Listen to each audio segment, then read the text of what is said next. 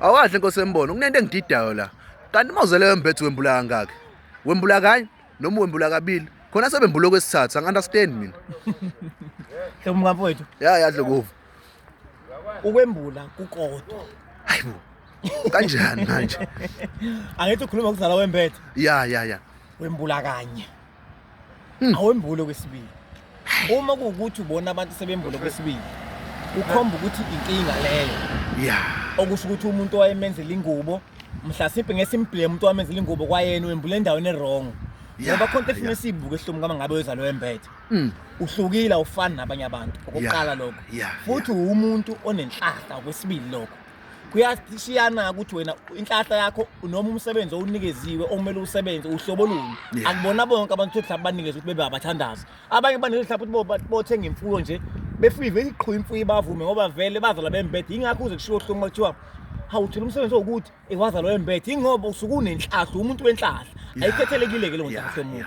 So uma ngabe ubona abantu sebembule kwesibili, iningi labantu ababembula ingubo abayilandeli imigudu ukuthi bambula kuphi. Uthola ukuthi umuntu uzayelwa kababa hlomuka.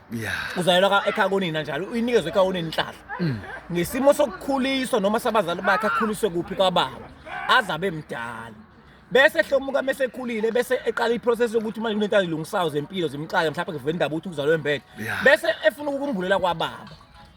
Siyaqala lento manje yaclash. Awukwazi ukuthi abantu abanginikeza inhlahla kungaba komalume abakunikeze le nto leyo ufune ukuphile ngayo futhi nakhona usaphilo ngakhona bese uzombula kababa yenye izathu leyo. Okwesibili abantu bafe bejawu ukwembula bengakabikwa kulomsama ababhilo ngakuwona.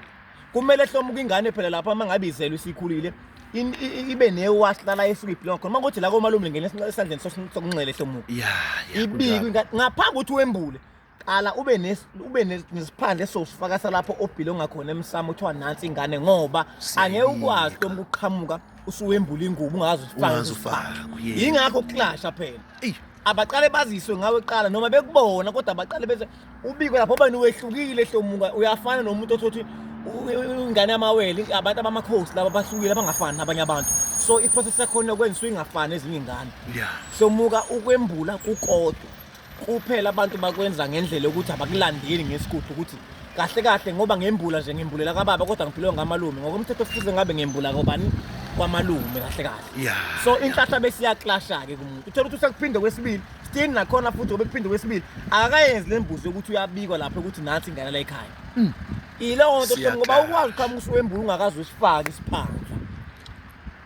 Kubaluleke kakhulu ukuthi umuntu aqaphele ukwembulwa kanye awembuli kwesibili futhi hlomuka kumele kube khona umthandazo ozobe enegobongo ngoba ukwazi ukuzenzela wena niyifamily yanto ninodwa ngoba umthandazo kumele abe negobongo azobe uzobulidla 7 days uphalaza kulona ugeze ekseni uphalaza ngaso sonke isikhathi lo 7 days uzophela bese kuba ukuthi lo mhlwehlweke iwona usuyothatha uthi usetshenziswe nokubekwe emsamo uyothi uma unenkinga ushisa ucele kuona ngoba wena uhlukile awufani nabanye abantu mangabe unenkinga nje noma ukho into oyikhalazelayo ubike emhlehlweni kube nempepho ubike ndawonye usho cha kunento engasayiboni kahle 1 no 2 no 3 ngicela ngivezele 1 no 2 no 3 kuyovela futhi ngoba wena unjani uyihlukile awufani nabanye abantu umuntu ozalwe embethe hlomo kunenhlahla kodwa akambuli ka20 umbula kanye ngiyabonga ethuba.